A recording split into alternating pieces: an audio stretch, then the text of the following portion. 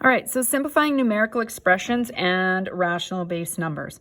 All right, so we're going to look at simplifying by writing as a single power, meaning one exponent as opposed to two. And we want positive exponents in our answers. Okay, so 0.3 times 0.3.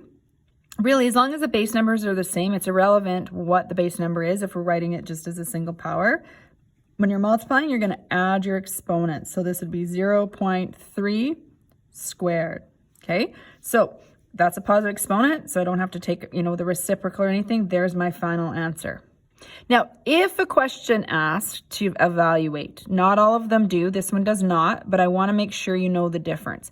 Evaluate would actually be, what is 0.3 squared? Well, that would be 0.09. Okay, so that if it asks for evaluation, that's what you would do.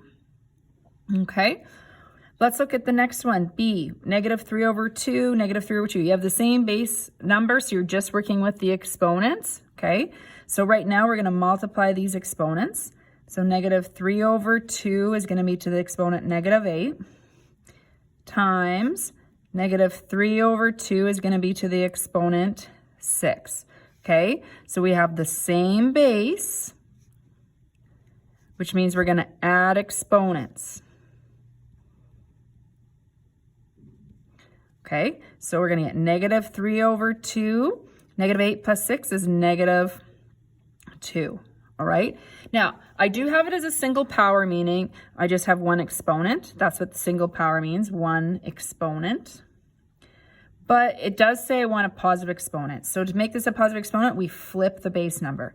So this is equal to -2/3 squared. Okay, that is my answer. And again, I know you're going to be asked to evaluate sometimes.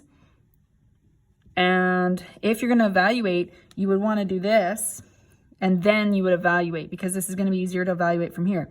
-2 squared. Here, actually, let's write the question here again. So when you're evaluating, you're realizing you're evaluating it from here, would be 4/9. Okay, only do that if you're asked to do that, though.